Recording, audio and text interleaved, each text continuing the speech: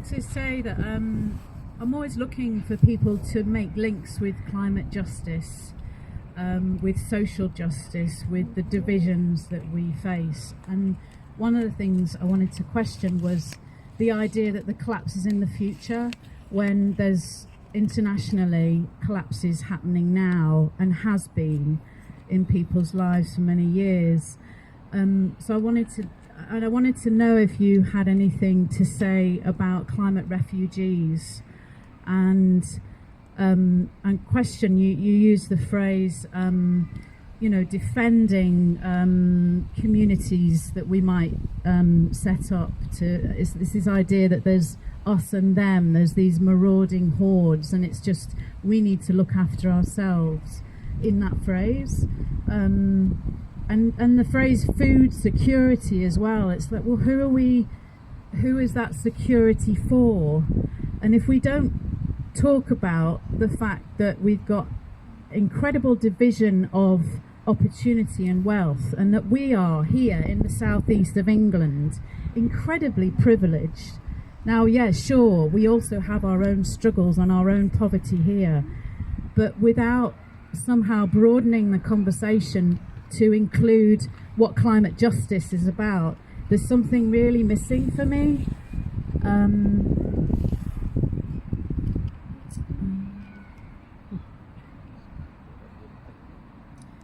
And one other question was just, can you give an example of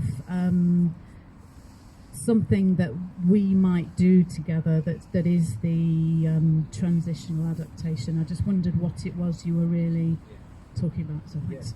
So how does climate justice tie into TRAD? Yeah.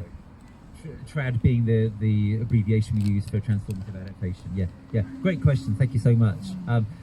So part of my defence for not having answered those questions is that we were going to have a talk here by Skeena Rathor this afternoon, and she was supposed to answer all those questions. Seriously, that was the division of labour. So, and I didn't want to try to do everything she was going to do as well as everything I was intending to do. But the questions are totally well taken. So starting with climate refugees, so it's obvious that a country like this, which has a huge historical responsibility for the climate problem, must look kindly upon climate refugees. It's just obvious. It's a basic question of justice. My view is that we, just speaking for myself now, is that we should alter our policies on migration and on refugees to try to put climate refugees at the top of the list, basically, above people who just want to come here, or above people who are coming here for a job because it's allegedly good for our economic growth and so on. Right? Governments usually pursue migration policies which work to expand the economy. But I think that justice ought to be a much more central factor in how we decide who gets to come here. In terms of when I was talking about defending communities that were being built around transformative adaptation principles, I wasn't meaning defending them against climate refugees or whatever. I was meaning defending them against our own government and against our own police force and so on. So I was meaning, for example, that people might decide to try and do some transformative adaptation on the route of HS2, to give a random example, right? And there are a million other examples you could think of.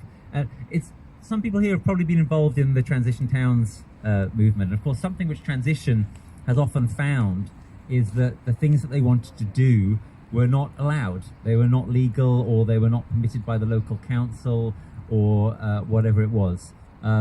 And what I'm saying is that in the transformative adaptation perspective, you wouldn't let that be a sort of an end to the matter.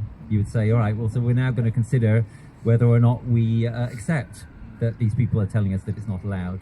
And if we decide to go ahead and do it anyway, then we might have to defend it. And that's what I meant. And what kind of things you're asking would we do? So I was trying to gesture at some examples already, and there are very many. For me, absolutely central is stuff around food security and food sovereignty. And I use the term, these are technical terms that are used in the literature. I use the term food security advisedly, or I actually prefer the term food sovereignty. Food sovereignty means that you get to control your own food, because these ideas are matters of life and death all over the world, including here. And what I mean by that is, yes, it's true that this country is very rich, and it may be that in years to come we survive and feed ourselves by going off and holding up other countries at gunpoint, by sort of returning to sort of mercantilism, or it may be that we do it by by raping other countries' ecologies and so on and so forth, or it may be that we just don't get to do it at all. I mean, people in this country kind of assume that because we're rich, actually we're going to sail through the coming crises much more easily than much poorer countries.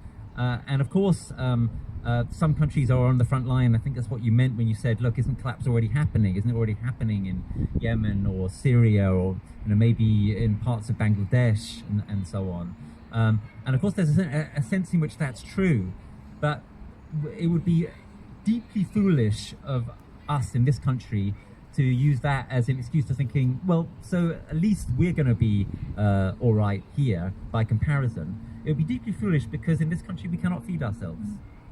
And we don't spend very much time thinking about this absolutely fundamental and, in my opinion, completely absurd fact. We are way short of being able to feed ourselves in this country. And it may be that in the next 5 years or 10 years or 15 years, that is something which means that people in this country are going to be malnourished or even starve, because when countries are faced with real food crises, they tend to look after themselves, including poor countries. On the one hand, it's true that you can have famines which are caused economically, and that some people in a country can starve while other people in the country are exporting the food for a profit, and that happens in our ridiculous neoliberal system, and it may happen a lot more in years to come. But what also happens is that governments close their borders and say, well, we're just stopping food exports because we have to be able to feed our own people, and that actually happened, interestingly enough, in quite a lot of the world after the financial crisis. It was very little noticed because everyone was so obsessed with the financial crisis. But a number of the major exporting countries in the world, including a number of poor countries, stopped exporting food in 2007, 2008, 2009, and that could easily happen again. So the point I make is we are vulnerable in this country in a way that some other rich countries are not, because we are chronically unable to feed ourselves. And that, I think, therefore makes a very natural focus, which the transition movement chose as its focus, and that I think transformative adaptation would naturally choose as its focus.